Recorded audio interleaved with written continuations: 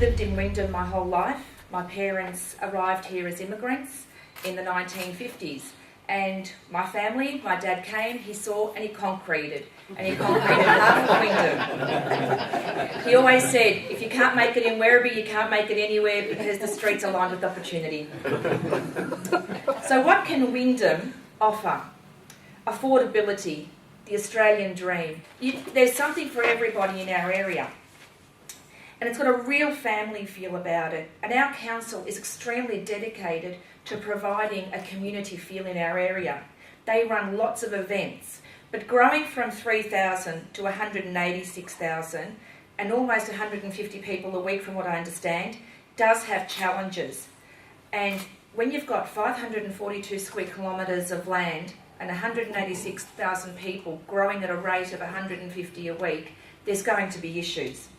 And I'm a passionate Werribee resident, and I don't like to speak badly about my community, but there are issues, and we all recognise them. We can put the blinkers on, pretend they don't exist, but they really do exist.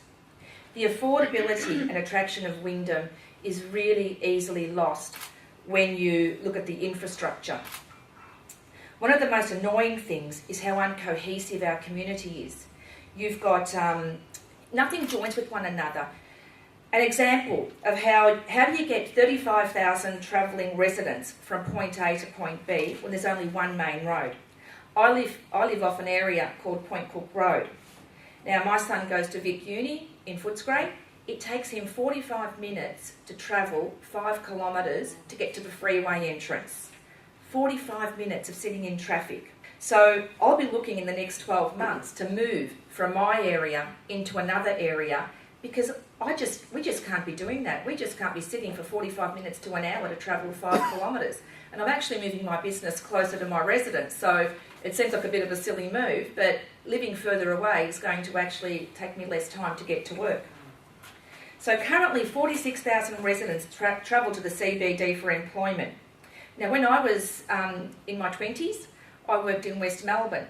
It took me 35 minutes to get from Werribee to West Melbourne, and that included stopping at the Westgate Bridge to throw 80 cents in the tollway. Now, if you travel from Werribee to Melbourne, you'd be pretty lucky to do it in an hour and 20 minutes. So wouldn't it be wonderful if we could attract businesses to our area, and maybe just 10%, 5% even. Let's go for 5%. If 5% of those 46,000 people could work within our area, that would be amazing. The average person on an average wage has to work 4 to 5 hours of their first day at work just to pay for a weekly train ticket.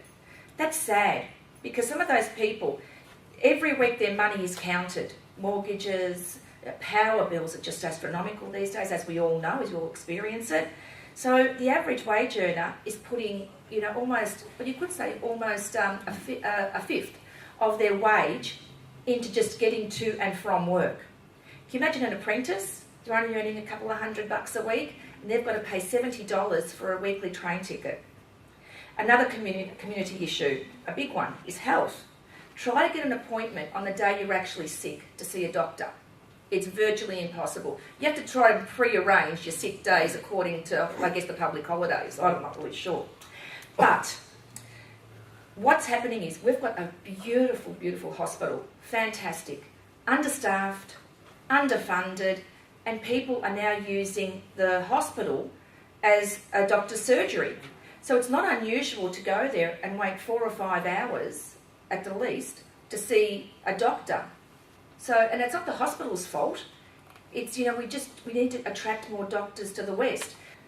So maybe we need to just start with some little things and work our way up. I'm not really sure. So what would I change?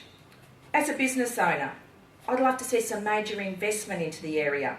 And as a resident, or if I was a stay-at-home mum, I guess health and community would be my main issue. And as a resident working in the city, well, we really, really need to fix those roads. There's extra lanes on the freeway, but it's just not handling it. My dad had cancer recently, and he's had his whole esophagus removed, which meant that at 76 years of age, he had to change his entire lifestyle. No more eating all that wonderful Italian meat and everything. His life just changed from day to night. And when he was in hospital, my son said to him, "Oh, no, you know, you'll be right, you're a strong man. And my dad said to him, it's not about being strong, it's about having the guts to do it. So what we need to do is call on our federal government and say, we want you to have the guts to do this. Make the hard decisions, make the hard calls, but fix the problem. It's not going to be easy, and none of us think it is, but we really need to do it. Thank you. Wow.